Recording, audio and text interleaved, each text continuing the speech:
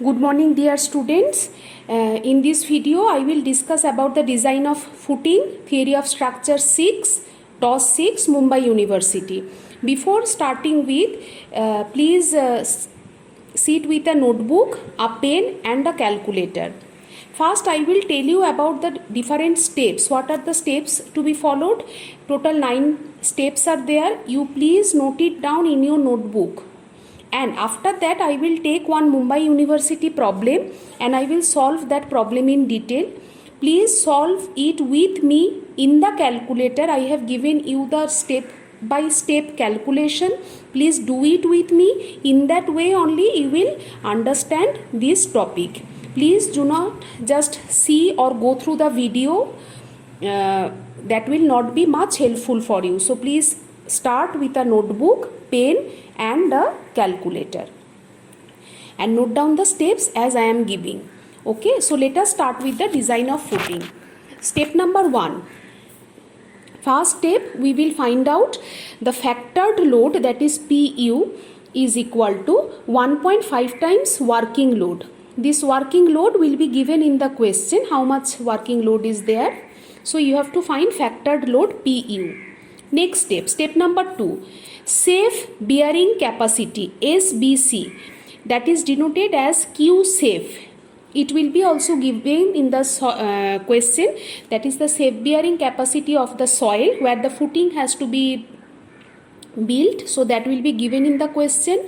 From that we have to find out the ultimate bearing capacity UBC, denoted as Q alt. So how we can find it out? 2 times of the safe bearing capacity. So by that way we will find out. I repeat the step. Q safe जो है SBC safe bearing capacity of the soil, ये question में दिया रहेगा. उधर से हमको ultimate bearing capacity, that is the UBC, we have to find it out. How? Just multiply it by 2. Got it? Next second step में देखो, अभी हम लोग इधर एज्यूम करते हैं कि फुटिंग का जो सेल्फ वेट है, SW means self weight of the footing, उसको डिनोट करते हैं W डैश. अगर वो डिनोट करते हैं तो उसको हम लोग एज्यूम करेंगे 5% ऑफ PU क्या है? अभी फर्स्ट स्टेप में ही मैंने बताया, PU is the factored load. तो 5% ऑफ दैट फैक्टर्ड लोड को हम लोग ले लेते हैं self weight of the footing. ये हमारा एजम्पशन है, करेक्ट. तो एरिया ऑफ द फुटिंग कैसे निकालेंगे? Area of the footing is A, that we can find out by PU कहाँ से आया? स्टेप नंबर 1 में PU का वैल्यू आया है. PU के साथ हम लोग ये जो self weight of the footing इसको ऐड करेंगे and divided by the ultimate bearing capacity. Q ultimate से डिवाइड करेंगे तो एरिया ऑफ द फुटिंग हमारे पास आ जाएगा, correct. So now this way we will get the area of footing. अभी एरिया ऑफ द फुटिंग अगर आ गया, now next is the assume square footing of side B. अगर स्क्वायर फुटिंग एज्यूम करते हैं, each side is B, so B we can find it out by under root of A. क्यों? क्योंकि area of a square is what? B square side square. तो side कैसे निकालेंगे? Under root of area करके निकालेंगे. तो B is equal to under root of A करके इधर मीटर में तुम्हारा फुटिंग का एक साइड मिल जाएगा, correct. So next is provide footing of size A provided is equal to something. मतलब ये जो वैल्यू, ये जो स्टेप है, इसका मतलब ऐसे है कि कभी कैलकुलेशन से हमको जो B का वैल्यू मिलता है उसको हम लोग अप्रोक्सीमेट करके एक वैल्यू हम लोग एज्यूम करते हैं. So that whatever we are taking that value we will write it over here. It will be more clear when we will start the numerical. Okay, just for now you note down the steps only. Third step क्या है? Upward soil pressure small p. Please be very careful about the notations we use, small capital, correct. तो upward soil pressure को हम लोग small p से denote करते हैं. तो स्मॉल p कैसे निकालेंगे? PU divided by A provided. PU क्या है? Factored load. कहाँ से मिला? Step number 1, correct. So PU divided by A provided. अभी लास्ट लाइन में हम लोगों ने क्या बोला कि हम क्या डायमेंशन देते हैं फुटिंग को. हमारा डिसीजन जो है डायमेंशन के ऊपर, उधर से हमको A प्रोवाइडेड मिलेगा. तो इधर से हमको अपवर्ड सॉइल प्रेशर मिल जाएगा.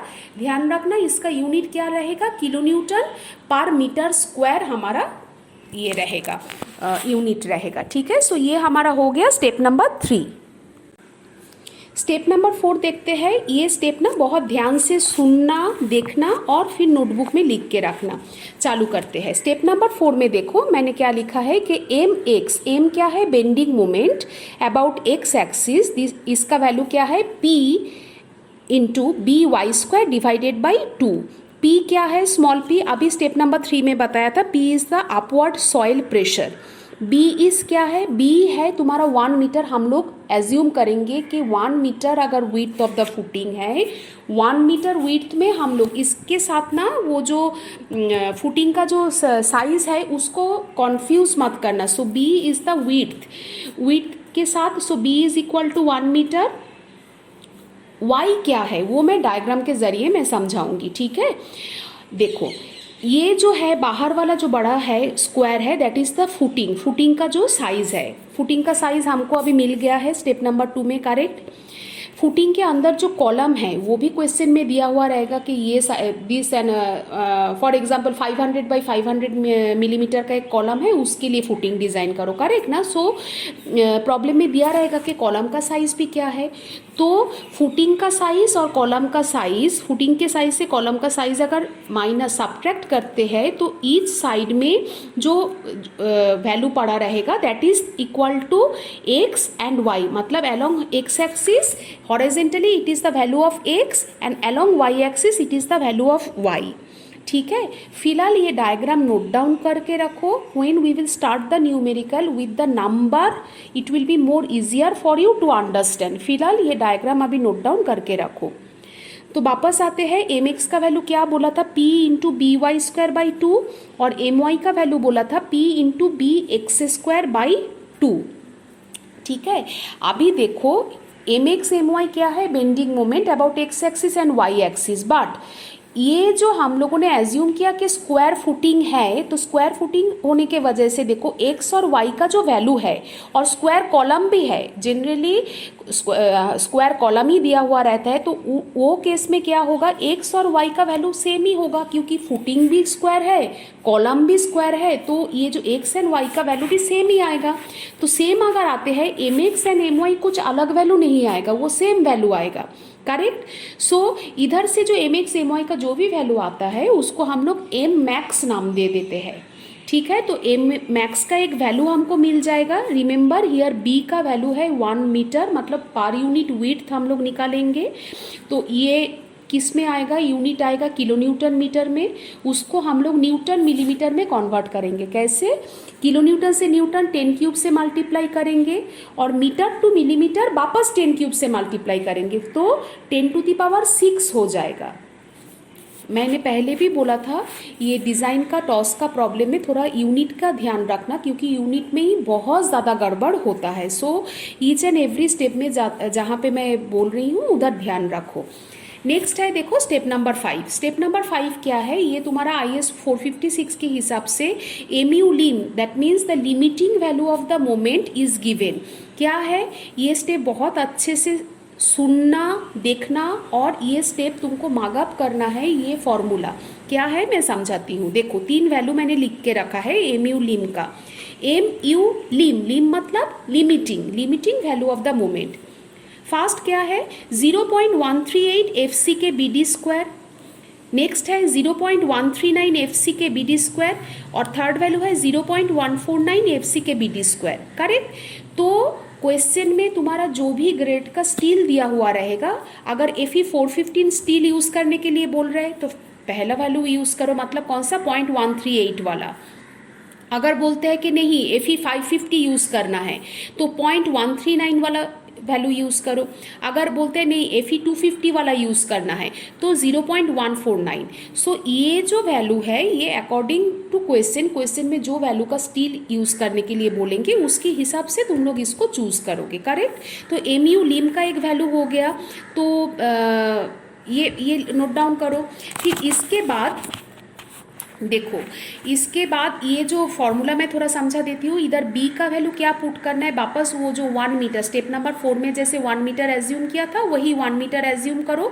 तो 1 मीटर मतलब कितना, 1000 मिलीमीटर। b का वैल्यू इधर क्या पुट करोगे, 1000 मिलीमीटर प्रोवाइड पुट करोगे। और ये d का वैल्यू, d मतलब क्या है, d here is the effective depth of the footing. तो ये हमको पता ही नहीं है, ये स्टेप से हमको मालूम करना है. So D is the effective depth of the footing which we have to find. So we don't know the value. Correct. और एफ सी के का वैल्यू क्या है? एफ सी के लिए ये टेबल याद रखो, ये कॉन्क्रीट के ग्रेड के ऊपर डिपेंड करता है. F C K is the characteristic strength of concrete in M P A, newton per m m square. तो अगर मान लो क्वेश्चन में बोला है M15 का कंक्रीट यूज़ करो, M15 ग्रेड का, तो FCK का वैल्यू क्या लोगे? 15. M30 यूज़ करो अगर बोलते हैं कंक्रीट, तो FCK का वैल्यू क्या होगा? 30. मतलब जो वैल्यू का जो ग्रेड का कंक्रीट दिया है वही वैल्यू डायरेक्ट पुट करो FCK के लिए. पर यूनिट क्या रहेगा? न्यूटन पर mm स्क्वायर. तो फिफ्थ स्टेप मैं समराइज कर देती हूँ. ये जो फिफ्थ स्टेप से हम लोग MU लिम निकालेंगे, बट ये किसके टर्म्स में आएगा? डी स्क्वायर के टर्म्स में आएगा, क्योंकि डी हमको निकालना है. डी हमको मालूम नहीं है, बाकी सब वैल्यू मालूम है, पर इसका यूनिट क्या रहेगा? Newton millimetre. तो इधर हमारा स्टेप नंबर 5 खत्म होता है. अभी स्टेप नंबर 6 देखते हैं. स्टेप नंबर 6 में हम लोग क्या करेंगे? स्टेप नंबर 4 और 5 में से हम लोगों को 2 वैल्यू मिला था. स्टेप नंबर 4 में से मिला था एम मैक्स का वैल्यू, जो एम एक्स और एम वाई हम लोगों ने पहले निकाला था. फिर बोला था दोनों ही सेम है, क्योंकि स्क्वायर कॉलम है, स्क्वायर फुटिंग है, बराबर. तो उधर से तो एम मैक्स का वैल्यू मिल गया स्टेप नंबर 4 से, और एम यू लिम का वैल्यू डी स्क्वायर के टर्म में अभी स्टेप नंबर 5 से भी हमको मिल गया. अभी ये दोनों वैल्यू को इक्वेट करो. दोनों वैल्यू को अगर इक्वेट करोगे तो उधर से डी का वैल्यू आ जाएगा मिलीमीटर में. D is the value of the effective depth of the footing. उसके बाद क्या है? 50 mm कवर दे दो. 50 mm कवर अगर दोगे तो total depth of the footing capital D क्या है? Total depth of the footing, वो आ जाएगा क्या है? Effective depth plus the cover कितना दिया? 50 mm करके तुम्हारा effective depth of the footing हो गया. तो स्टेप नंबर 6 तक अभी तक हम लोगों को क्या क्या मिल गया? तुम्हारा साइज ऑफ द फुटिंग मिल गया, जो हम लोगों ने स्क्वायर फुटिंग एज्यूम किया था. अभी डेप्थ भी मिल गया. अभी आगे क्या करना है? आगे सिर्फ रीइंफोर्समेंट डालना है. तो देखते हैं स्टेप नंबर 7 क्या है. रीइंफोर्समेंट के लिए देते हैं. ये क्या है? मेन रीइंफोर्समेंट जो तुम डालोगे उसके लिए जो ये फॉर्मूला है, ये तुमको थोड़ा याद रखना पड़ेगा. हाँ, कोई मतलब और कोई चारा नहीं है. ये इसको, ये इक्वेशन को अच्छे से रट्टा मारो. देखो, AST is equal to 0.5 FCK by FY within bracket 1 minus under root of 1 minus 4.6 M max divided by FCK BD square bracket close BD. ये स्टेप नंबर 7 में मैं एक चीज़ मैं बोलना चाहती हूँ, प्लीज़ प्लीज़ बहुत ध्यान से सुनो. ये जो अंडर रूट के अंदर जो पार्ट है ना, 1 minus 4.6 M max by F C K B D square, ये जगह पे बहुत ज़्यादा गड़बड़ हो जाता है. याद रखो, 1 minus 4.6 M max by F C K B D square. कभी कभी क्या हो जाता है, तुम लोग गलती से ये न्यूमरेटर में ना पूरा 1 माइनस 4.6 एम मैक्स को लिख देते हो, वो गलत है. ये जो 1 बाहर है, मतलब 1 minus 4.6 M max by F C K B D square. Please ये पॉइंट को ध्यान रखना. ये बहुत कॉमन मिस्टेक है, ऑलमोस्ट 99% स्टूडेंट ये मिस्टेक करते हैं. फॉर्मूला थोड़ा ध्यान रखो. Step number 7. फिर स्टेप नंबर 8 में वापस हम लोग क्या करेंगे? अभी provide diameter of the bar 12 mm minimum तो तुमको देना ही है. आगे तुम कितना भी जा सकते हो, 12 के बाद 14, 16, 18, 20, 22, 24, कोई भी डायमीटर का एक बार तुम लोग एज्यूम करो. फिर उधर से एरिया ऑफ 1 बार कैसे निकालोगे? π/4 डी स्क्वायर करके हम लोग निकालते हैं. तो इधर जो भी बार का डायमीटर एज्यूम किया, π/4 इंटू दैट डायमीटर स्क्वायर करके तुमको इधर क्या मिल जाएगा? एरिया ऑफ 1 बार मिल जाएगा. Step number 8. फिर स्टेप नंबर 9 में क्या करेंगे? स्पेसिंग के लिए हम लोगों के पास क्या फॉर्मूला है? Spacing S is equal to 1000 A5 by AST. A5 क्या है? Individual area of 1 bar. AST क्या है? जो स्टेप नंबर 7 में मिला है कि टोटल हमको कितना स्टील का रीइंफोर्समेंट चाहिए, वो वाला वैल्यू. करेक्ट. इधर से स्पेसिंग मिल जाएगा. स्पेसिंग मिलने के बाद नंबर ऑफ बार्स भी मिल जाएगा. कैसे? Total area of the steel मालूम है. कहाँ से? स्टेप नंबर 7 से. वो AST वो मालूम है. एक एक बार का एरिया कितना है वो भी मालूम है. सो AST बाई A5 करोगे तो नंबर ऑफ बार भी मिल जाएगा. तो हमारा फाइनल लाइन क्या होगा? कंक्लूजन क्या होगा? प्रोवाइड n बार्स, मतलब जो नंबर मिला है, ऑफ 5 डायमीटर, जो भी डायमीटर है, at the rate of spacing centre to centre. तो ये हमारा स्टेप नंबर 9 और लास्ट स्टेप हो गया। अभी हम लोग एक यूनिवर्सिटी प्रॉब्लम लेंगे और उसको डिटेल में सॉल्यूशन करेंगे। तो प्लीज़ तुम लोग कैलकुलेटर लेके बैठना, मेरे साथ वो कैलकुलेशन करना, वीडियो को वही जगह पे पॉज करना, फिर आगे बढ़ना, क्योंकि ये जो प्रॉब्लम है यूनिवर्सिटी एग्ज़ाम में करने के लिए कैलकुलेटर में प्रैक्टिस होना बहुत ज़्यादा ज़रूरी है। बैठे बैठे ये वीडियो अगर देखोगे, खुद हाथ से अगर नहीं लिखोगे और कैलकुलेटर में कैलकुलेट नहीं करोगे तो एग्ज़ाम में जाके नहीं कर पाओगे। So please pause the video at the proper time, do it on your own. I have shown the detailed calculation. Okay, now next I will solve the university question.